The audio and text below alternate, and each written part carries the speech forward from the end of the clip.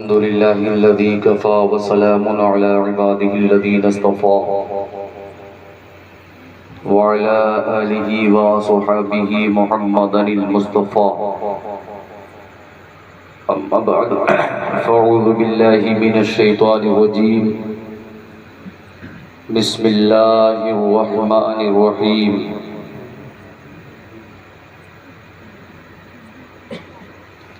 وَأَمَّا بِنِعْمَةِ رَبِّكَ فَحَدِّثْ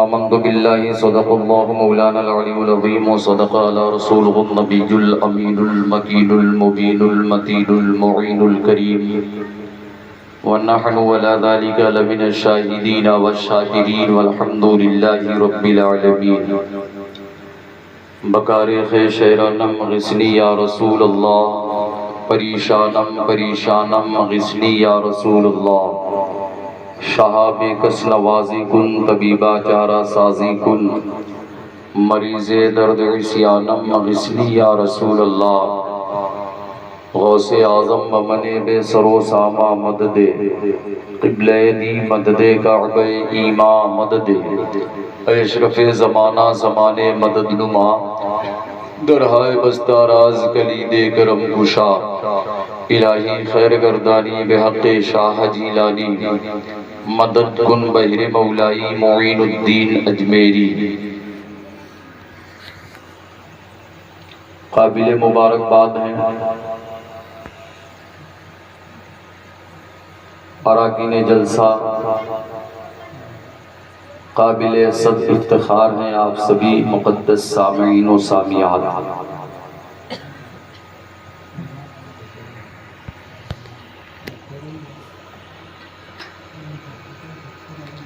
آج کی اس نورانی شب میں ہم اور آپ مل کر محسن انسانیت شمع بزم ہدایت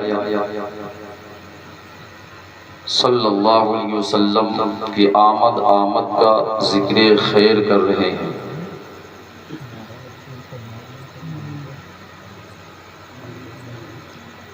صرف آپ کے دلاپور میں نہیں بلکہ اس وقت ایک دو ضلع میں نہیں، ایک دو ملک میں نہیں، پوری دنیا میں جشن عید میلاد النبی منایا جا رہا ہے،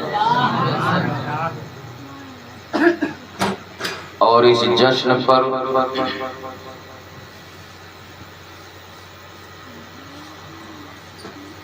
بہت سارے لوگ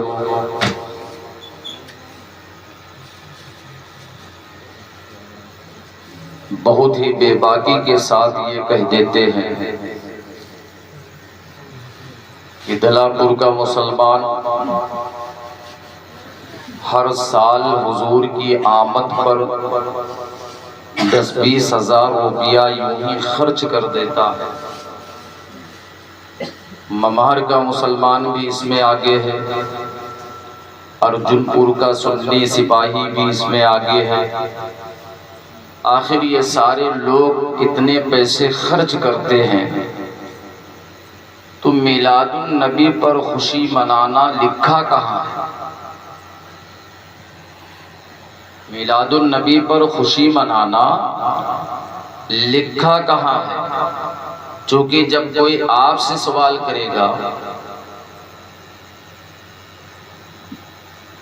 تو آپ جواب نہ دے پاؤ گے، اس لیے کہ آپ کو علم نہیں ہے کہ کہاں لکھا ہے۔ تھوڑی دیر آپ کی توجہ اپنی جانب کر کے ہماری جماعت کے علماء آپ کو یہ بتانے کی کوشش کرتے ہیں کہ کہاں لکھا ہے، لیکن آپ کے ذہن کی ڈائری میں گانے وغیرہ تو محفوظ رہ جاتے ہیں، لیکن قرآن و حدیث کی باتیں وہ نکل جاتی ہیں۔ سامنے والا جب سوال کرتا ہے تو سنی مسلمان بھولا بھالا ہوتا ہے، حلوہ اور زردے والا مسلمان ہوتا ہے یہ، اس لیے یہ جواب نہیں دے پاتا ہے۔ میں آپ کو ایک نسخہ بتا دیتا ہوں، اگر کوئی سوال کرے، فرض کیجئے حافظ ارشد جمال صاحب سے کوئی سوال کرے گا تو یہ قرآن اور حدیث کے حوالے سے جواب دے دیں۔ آپ کے خطیب و امام حضرت علامہ مولانا محمد ویس صاحب قبلہ دامت برکاتہم القدسیہ سے کوئی سوال کرے گا تو وہ بھی تسلی بخش جواب دے دیں گے۔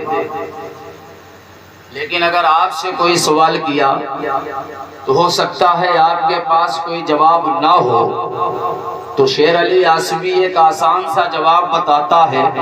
جب کوئی یہ کہے کہ میلاد النبی پر خوشی منانا لکھا کہاں ہے، تو جواب دے دینا دیوانوں یہی تو سنیوں کے مقدر میں لکھا۔ ایک دم آسان سا جواب ہے، یہ قسمت میں لکھا۔ ماشاءاللہ۔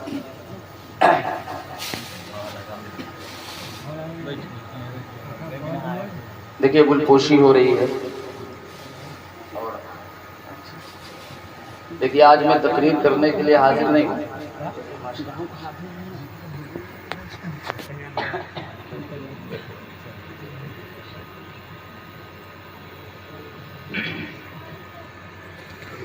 چونکہ یہ اپنا جلسہ ہے، 2 تقریریں ہو چکی ہیں، اور سب سے مسرت کی بات تو یہ ہے کہ آپ کے گھر کا پروردہ، آپ کی گود کا پالا، آپ کی لوریوں پر زندگی گزارنے والا، آپ کی انگلی پکڑ کر چلنا سیکھنے والا، الحمدللہ آج آپ کو سکھا رہا ہے، آج آپ کو سکھا رہا ہے۔ تو ظاہر سی بات ہے کہ جب اس طریقے کے رہنما اور سرپرست آپ کے درمیان موجود ہوں گے تو آپ کے ایمان کی جو ٹرین ہے وہ کبھی عقیدے کی پٹری سے اترے گی نہیں۔ آج صرف میں آپ سے یوں ہی گفتگو کر لوں گا جیسے کتابیں پڑھ کر کے لوگ بتاتے ہیں، کسی کو پڑھاتے ہیں، یا یوں سمجھ لیجئے کہ میری درسگاہ میں آپ بیٹھے ہیں اور میں درس دے رہا ہوں آپ کو، تو یہ چیز آپ بتا دیجیے گا۔ بات سمجھ میں آ گئی؟ حوالہ مل گیا آپ کو، اور یہ حوالہ اس لیے دے دیجئے گا، میں نے آپ کو بتا دیا ہے یہ حوالہ تاکہ سوال کرنے والے کو آپ حوالات میں ڈال سکیں۔ دیکھیے دیوانے ہیں، یہ کہیں سے بھی میلاد النبی کا ذکر سن سکتے ہیں۔ آپ ابھی دیکھ لیجئے کئی حصوں میں آپ بٹے ہوئے، بٹے کہ نہیں بٹے؟ کوئی اپر کلاس، کوئی مڈل کلاس ہے کہ نہیں؟ ایک کلاس اور ہے آپ کے درمیان، آپ دیکھ پا رہے ہیں کہ نہیں دیکھ پا رہے ہیں؟ آپ بتا سکتے ہیں کہاں ہے وہ کلاس؟ ہاں وہاں نیتا جی بیٹھے ہوئے ہیں، ٹھیک ہے؟ ظاہر سی بات ہے نیتا جہاں بیٹھ جائے پوری سبھا لگ جاتی ہے، تو خیر وہ لوگ وہاں بیٹھے ہیں، اچھی بات ہے، لیکن قریب اگر آ جائیں گے تو زیادہ بہتر ہوگا، اس لیے کہ قریب آؤ تو شاید ہمیں سمجھ لو گے، یہ دوریاں تو غلط فہمیاں بڑھاتی ہیں۔ اور ایک شعر اور ہے لیکن وہ یہاں کہنا مناسب نہیں ہے، لیکن وہ شعر میں بتا دے رہا ہوں، کہہ نہیں رہا ہوں۔ ایسے موقع کے لیے بہت سارے ناظم یہ شعر کا استعمال کرتے ہیں کہ نہ پوچھو ہم سے آخر وہ کوئی بیزار بیٹھے ہیں، مسافر ہیں سفر کرنے کی ہمت ہار بیٹھے ہیں، یہ بزم نبی ہے آ کر عقیدت سے بیٹھو، وہاں بیٹھے ہو لگتا ہے کہ چوکی دار بیٹھے۔ یہ ناظم لوگوں کا شعر ہے، میرا اپنا نہیں ہے، میرا اپنا نہیں ہے، ناظم لوگ استعمال کرتے ہیں، سمجھ نہیں آ رہے۔ تو ایک مرتبہ درود شریف پڑھیں، اللہم صلی علی سیدنا شفیعنا حبیبنا مولانا محمد کما تحب و ترضی بان تصلی علیہ۔ دیوار و در سجاو سرکار آ رہے ہیں، جن کا عقیدہ ہو کہ حضور آنے والے ہیں وہ محبت سے بولے سبحان اللہ۔ دیوار و در سجاو سرکار آ رہے ہیں دیواروں در سجاؤ سرکار آ رہے ہیں دیواروں در سجاؤ سرکار آ رہے ہیں مل کر خوشی مناؤ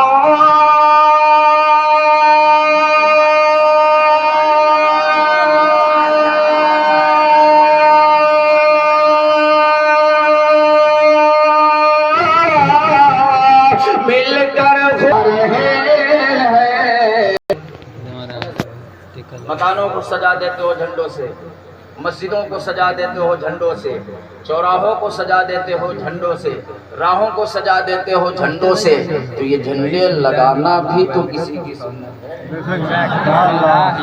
سسپینس میں نہیں رکھوں گا اوپن کر کے جاؤں گا محبت سے بول دو سبحان اللہ سنت ہے جبرائیل کی بدعت نہیں ہے یہ سنت ہے جبرائیل کی بدعت نہیں ہے یہ سنت ہے جبرائیل کی بدعت نہیں ہے یہ جھنڈے ہرے لگاؤ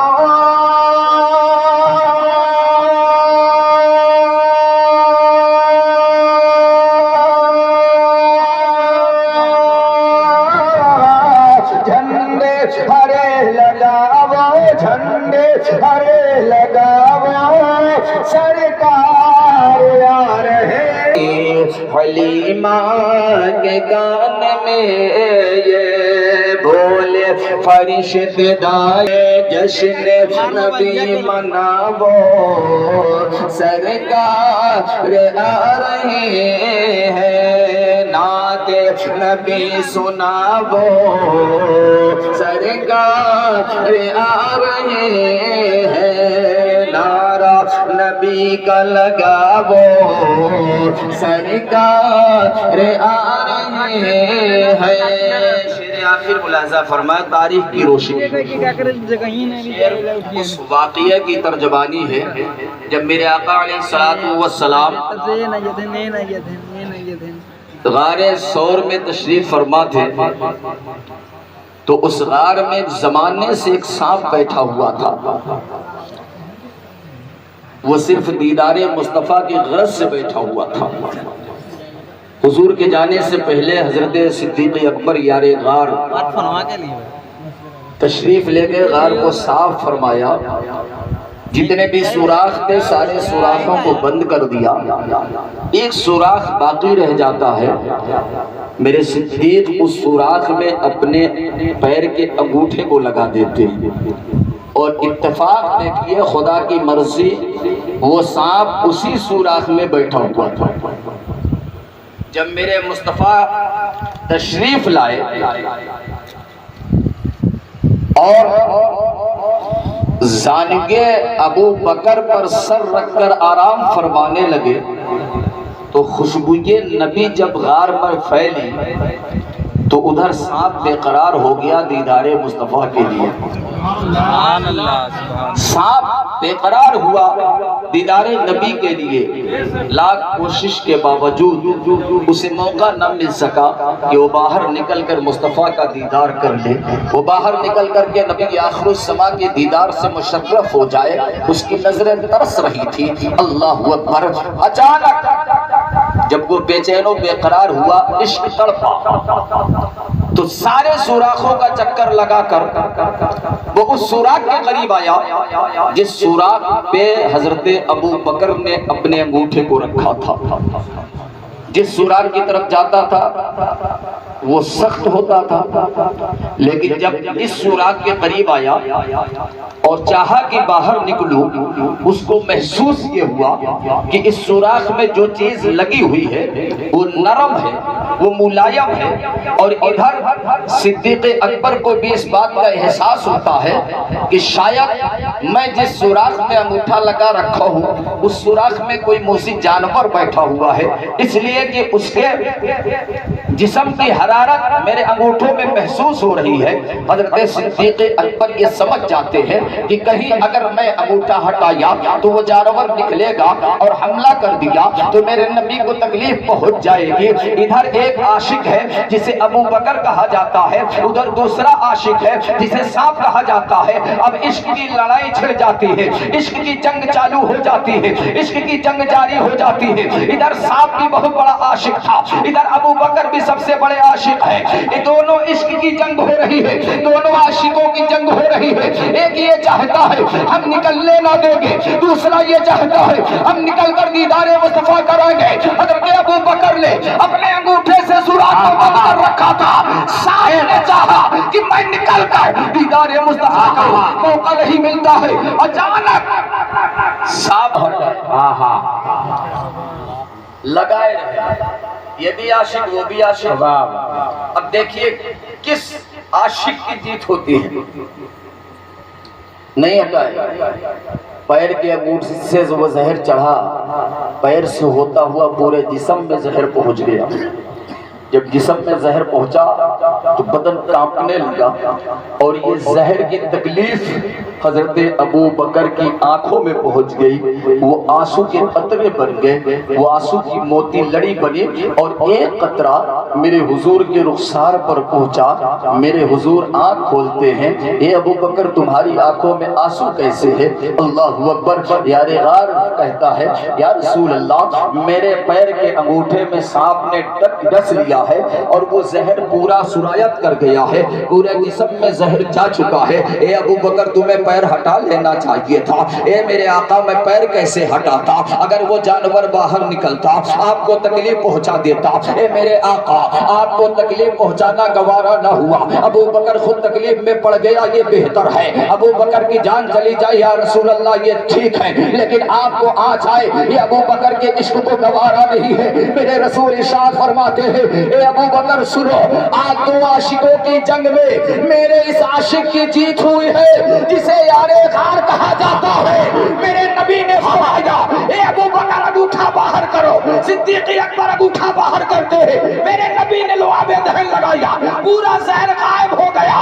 پتا چلا دونوں عاشقوں کی جنگ میں اگر کسی کی جیت ہوئی ہے تو وہ عاشق سرکار حضرت صدیق اکبر یار غار کی زبان نعرے تکبیر، نعرے رسالت، فیضان ابو بکر صدیق اس کی ہوتی ہے، صدیق اکبر کی ہوتی ہے۔ سانپ ہار جاتا ہے، صدیق جیت جاتے ہیں۔ اللہ اکبر۔ میرے نبی نے اپنا لعاب دہن لگایا تھا اور حضرت صدیق اکبر کے جتنے بھی زہر سرایت کیے تھے وہ سب کے سب باہر آ جاتے ہیں، میرا صدیق صحت مند ہو جاتا ہے۔ اللہ اکبر۔ اب وہ شعر آپ سن لیجیے جس کے لیے اتنی بڑی تقریر ہو گئی، بولے سبحان اللہ، سبحان اللہ، اور بولے سبحان اللہ، سبحان اللہ۔ دیوانوں در سجاوو سرکار آ رہے ہیں۔ اب وہ شعر سنیے تاکہ شعر سمجھ میں آ جائے آپ کو۔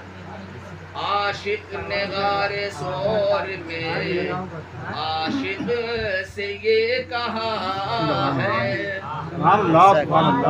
عاشق نے غار سور میں عاشق سے یہ کہا ہے، کیا انگلی ذرا ہٹاؤ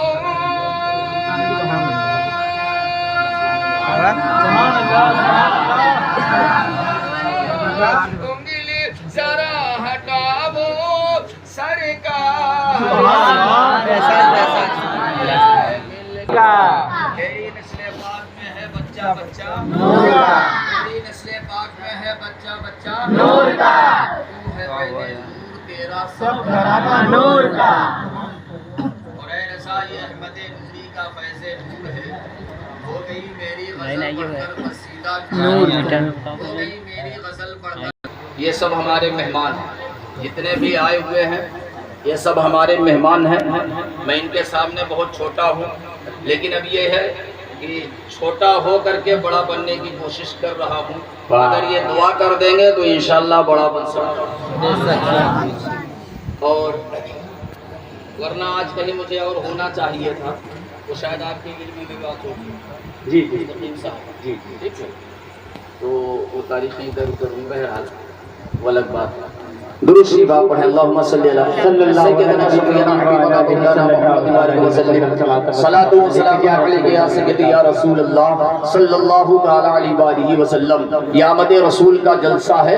سب سے پہلے میں آپ کو ایک چیز سمجھا دینا چاہتا ہوں جو بنیادی چیز ہے، وہ یہ ہے کہ میرے پیچھے آپ ایک بینر دیکھ رہے ہو جس کی ہیڈنگ ہے جشن عید میلاد النبی۔ اب آپ اس بینر کی ہیڈنگ کو پڑھو اور آپ محبت کا شامیانہ اپنے سر پر رکھ کر حضور کی میلاد کے لیے بیٹھے رہو۔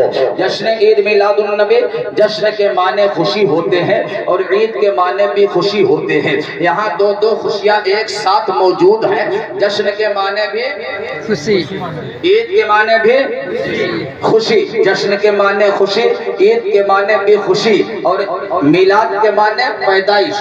کیا ہوتا ہے؟ آج پڑھ لیجئے صرف ایسے، تقریر پھر سنا دوں گا۔ میلاد کے معنی تین لفظ بولے جاتے ہیں، میلاد، مولود، ولادت، اور تینوں عربی لفظ ہیں، اور یہ علماء تشریف رکھتے ہیں، ذمہ داری کے ساتھ بول رہا ہوں، تینوں عربی لفظ ہیں اور تینوں عربی لفظوں کا معنی ایک ہے۔ ولادت کا معنی بھی پیدائش، مولود کا معنی بھی پیدائش، میلاد کا معنی بھی پیدائش، میلاد کا معنی بھی۔ اب وہاں سے لے کر وہاں تک ترجمہ کرو، جشن عید میلاد، پیدائش کی خوشی۔ ابھی مین پوائنٹ باقی ہے، النبی، میلاد النبی۔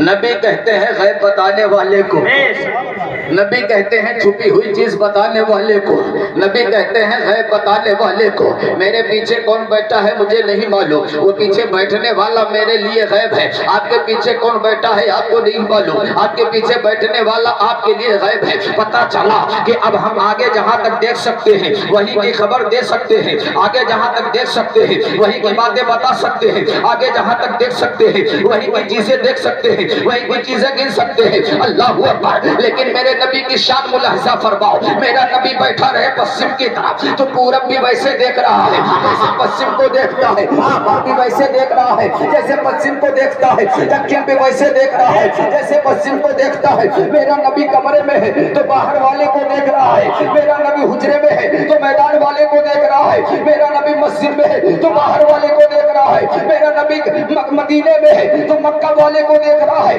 میرا نبی مکہ میں ہے تو مدینے والے کو دیکھ رہا ہے۔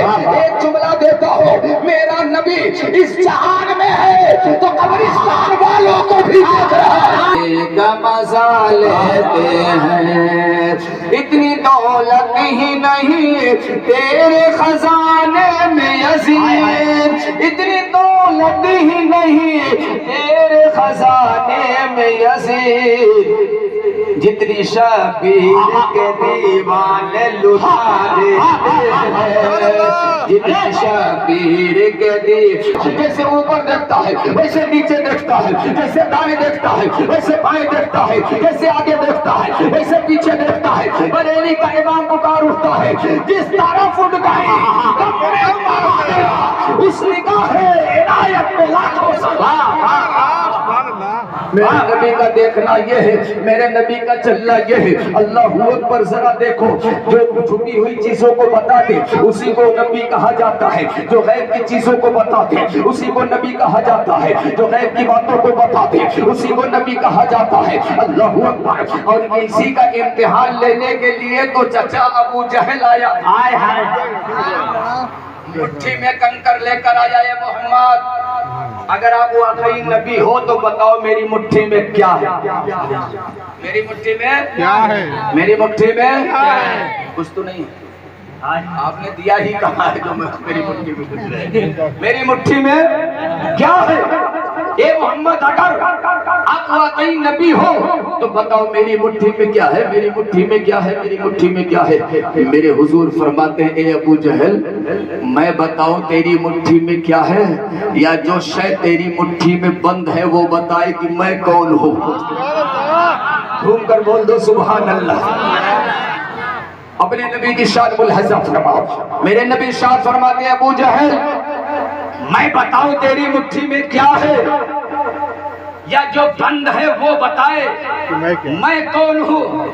بہت چتر تھا، بہت چالاک تھا، شیطانی دماغ تھا، فوراً پہنچ گیا، سوچنے لگا کہ ہاں یہ بات تو سچ ہے، ہو سکتا ہے میدان سے میں جو اٹھا رہا تھا تو بھتیجے محمد کہیں سے دیکھ رہے ہوں، آسانی سے بتا سکتے ہیں کہ مٹھی میں یہ ہے۔ اب تو یہ سوال کر کے معاذ اللہ خود ہی پھنس گئے ہیں۔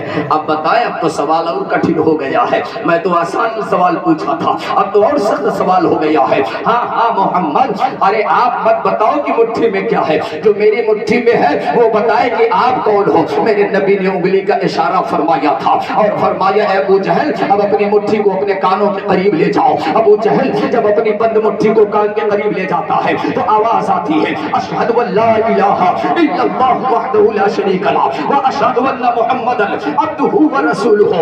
میں گواہی دیتی ہوں اللہ کے علاوہ کوئی عبادت کے لائق نہیں ہے، میں گواہی دیتی ہوں کہ جو سامنے موجود ہے وہ اللہ کے رسول ہیں، ان کا نام محمد ہے۔ اتنا سننا ہی تھا، ابو جہل نے اس بند مٹھی سے کنکری کو پھینکا ہے، اور جیسے ہی کنکری کو پھینکا وہ دھڑکتی حضور کے قدموں پر جا گری۔ اب یہاں سے ایک ذہن ملتا ہے کہ جب تک کلمہ نہیں پڑھا ہے تب تک وہ قید میں ہے، جیسے ہی کلمہ پڑھ لیا اسے آزادی میں۔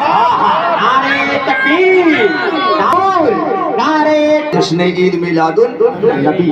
اور یہ خوشی صرف دلا پور کا مسلمان بھولا بھالا نہیں منا رہا ہے، یہ بنارس کا سنی مسلمان نہیں منا رہا ہے، دادا پر دادا ہی نہیں منائے ہیں، بلکہ اس خوشی کا حصہ تو پروردگار بھی بنا ہے۔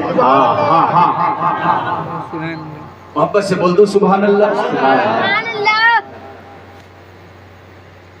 آقا فرماتے حضرت جابر رضی اللہ تعالیٰ عنہ سے روایت ہے کہ نبی اعظم صلی اللہ علیہ وسلم سے سوال کیا گیا یا رسول اللہ کائنات میں سب سے پہلے اللہ نے کس کو بنایا؟ ذہن حاضر ہے دلا پور والوں؟ حاضر ہے ذہن؟ تو ذرا ہاتھ اٹھا کر کے بتائیے کتنے لوگ حاضر ہیں۔ ہم ہاں یہ میں اندھیرے میں نہیں رکھتا ہوں آپ کو، ٹھیک ہے؟ آپ سوچ رہے کہ کہیں ایسا نہ پوچھ لیں کہ حاضر نہیں ہے ہمارے ہاتھ اٹھ جائے۔ سب سے پہلے کس کو بنایا؟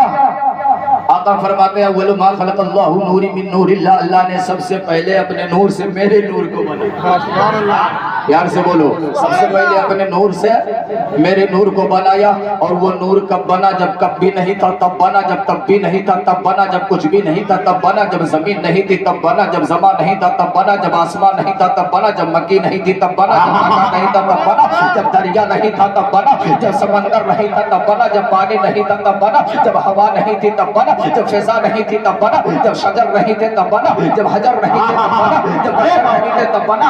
ارے بشر تو بشر ہے، خیر البشر بھی ابو البشر بھی نہیں تھے تب بنا ہے وہ نور۔ یہ دنیا نہیں تھی، دنیا کی کوئی شے نہیں تھی، آسمان نہیں بنا تھا، نبی کا نور بنا تھا، جنت نہیں بنی تھی، نبی کا نور بنا تھا، دوزخ نہیں بنی تھی، نبی کا نور بنا تھا، حوروں کو پیدا نہیں کیا گیا تھا، نبی کا نور بنایا گیا تھا، فرشتوں کو پیدا نہیں کیا گیا تھا، نبی کے نور کو بنایا گیا تھا، جب بھی نہیں تھا تب نبی کا نور بنا تھا۔ اللہ اللہ، نبی کے نور کو اللہ نے سب سے پہلے بنایا، سب سے پہلے بنایا۔ اب ایک سوال پیدا ہوتا ہے، اگر کوئی چیز لائی جائے تو اس کے رکھنے کی جگہ ہونا چاہیے، اسے رکھا کہاں جائے؟ فرض کیجیے آپ نے سائیکل لیا تو رکھنے کے لیے برآمدہ ہونا چاہیے، کمرہ ہونا چاہیے، مکان ہونا چاہیے، اسٹینڈ ہونا چاہیے۔ آپ نے گاڑی لیا تو رکھنے کے لیے جگہ ہونی چاہیے۔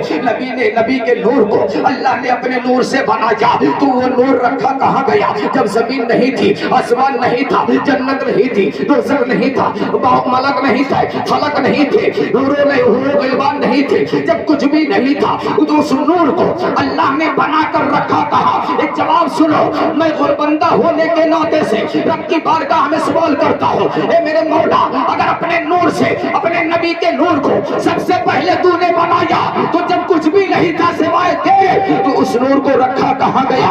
پیارا جواب ملتا ہے، ارے نادان سن، جب کچھ بھی نہیں تھا تو بنانے والے نور نے اپنے نور کے قریب اس نور محمدی کو رکھا۔ اینٹی والے لوگ کہاں ہیں؟ نبی کے نور کو اللہ نے اپنے نور سے بنایا، اپنے قرب خاص میں رکھا، اپنے پاس رکھا۔ اب اسی نور محمدی کا صدقہ پوری کائنات ہے۔ کچھ بھی نہیں تھا نبی کے نور سے پہلے سوائے اللہ کے۔ اللہ خالق کائنات ہے، مصطفیٰ مالک کائنات۔ اللہ خالق کائنات، سوائے اللہ کے کچھ بھی نہیں ہے۔ نبی کے نور کو بنایا گیا، اب اسی نور سے آدم کو بنایا گیا، اسی نور سے شیش کو بنایا گیا، اسی نور سے ادریس کو بنایا گیا، اسی نور سے نوح کو بنایا گیا، اسی نور سے یوسف کو بنایا گیا، اسی نور سے یونس کو بنایا گیا، اسی نور سے یحییٰ کو بنایا گیا، اسی نور سے زکریا کو بنایا گیا، اسی نور سے